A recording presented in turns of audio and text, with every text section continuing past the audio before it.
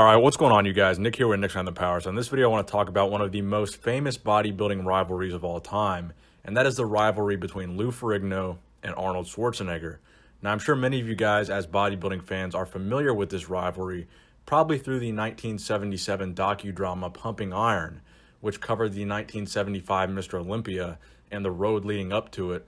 More specifically, the journeys of both Arnold and Lou to that Olympia stage in 1975. Now, the interesting thing about this is that Lou Ferrigno actually didn't even take second to Arnold at that year's Olympia. Serge Nubret actually took second in 1975, and Lou Ferrigno took third. So Lou Ferrigno wasn't even really the main rival of Arnold if you're actually talking about from a judging standpoint. Now, the reason they focused on Arnold versus Lou in Pumping Iron was actually because there's a little bit of controversy surrounding Serge Nubret and his involvement in some previous alleged pornographic films before Pumping Iron was filmed. In addition to the controversy of the videos that Serge may or may not have been involved with, there's also some disagreement about how much money he was being paid. Apparently, he was being paid significantly less, or he was offered significantly less than Arnold and Lou, and Serge actually had a significant amount of acting experience in his home country of France.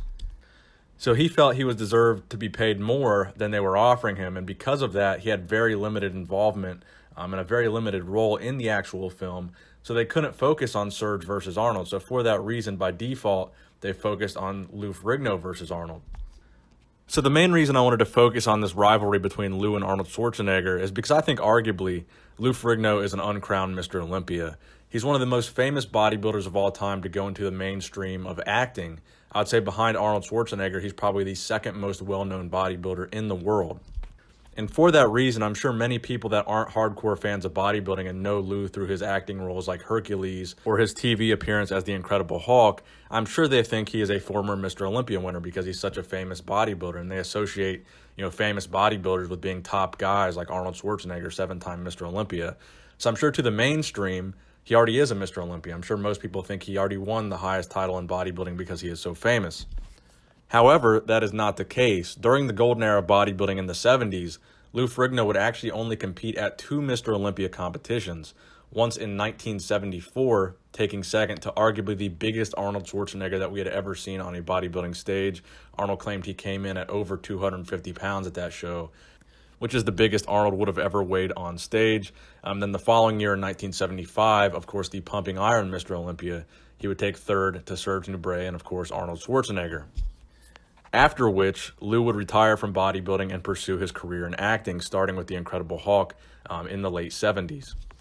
Now, this brings me to why I consider Lou Ferrigno to be an uncrowned Mr. Olympia. Because he would leave bodybuilding in 1975 to pursue acting, he would then skip the 1976 Mr. Olympia, which I think was very unfortunate for Lou because, in my opinion, I think he could have easily won the 76 Mr. Olympia and possibly the 77, 78, and 79, but I'll get to that in a minute. So in 1976, there was destined to be a new Mr. Olympia champion. Arnold Schwarzenegger was now gone. He was not competing in 76. And Serge Nubret did not compete in 76. So in the over 200 category, there were only two competitors, Ken Waller and Mike Katz, both of whom were featured the year prior in Pumping Iron, but it was not for their journey to the Mr. Olympia. They were still amateurs at the time. So both of these guys, I think Lou Ferrigno could have beat them very, very easily. Then you had the under 200 division of Franco Columbu, Frank Zane, Ed Corney, Bill Grant, and Boyer Coe. And of course, as history goes to show, Franco Columbu would beat Ken Waller in the overall, becoming the first under 200 bodybuilder to win the Mr. Olympia. And then, of course, in 77, 78, and 79, you would have Frank Zane win the Mr. Olympia. So the 4 years after Lou retired, there would be a 4-year reign of under 200-pound Mr. Olympias. Now, the interesting thing about this is that during his competitive career, in the 70s in particular, Lou was about 280 pounds, 6'5". But not only was he really, one of the earliest mass monsters ever, he wasn't just a big guy. He actually had a very aesthetic, very proportional, very balanced physique. So it's not like these smaller guys could have beat him on proportions or balance or lines, because Lou Ferrigno actually did have all of those things, and he had the mass to go with it.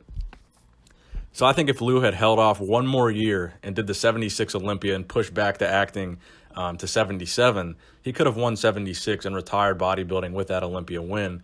And of course, he would come back in 1992 to try again for that Olympia title, but as we know, he would place outside of the top 10 there.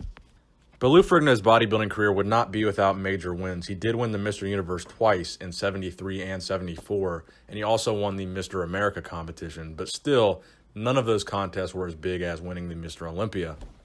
Now, of course, if you go back to 1975 and you look at Lou Ferrigno's journey to beating Arnold Schwarzenegger at the 1975 Olympia, they focus heavily in Pumping Iron on the relationship between Lou and his father, Matty Ferrigno.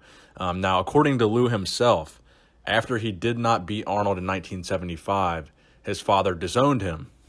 And many bodybuilding fans speculate that that disownment from his father is really a large reason why Lou Ferrigno did decide to quit competing in bodybuilding. He wanted to pursue other venues.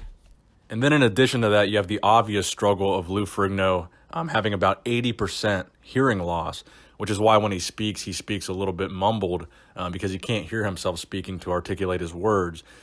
So I think the story of the accomplishments of a guy like Lou Ferrigno is about on par with the accomplishments of Arnold Schwarzenegger. Arnold Schwarzenegger obviously overcame being an immigrant, became the greatest bodybuilder in the world, and then became one of the greatest actors and one of the action stars in the world.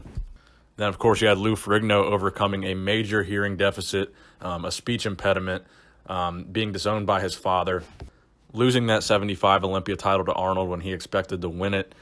And even though he never won the Mr. Olympia, he became one of the most well-known bodybuilders on the face of the earth and still a very successful actor. So I hope you guys enjoyed the video. Please give it a thumbs up if you did enjoy it. Nick Strength and Power, signing out.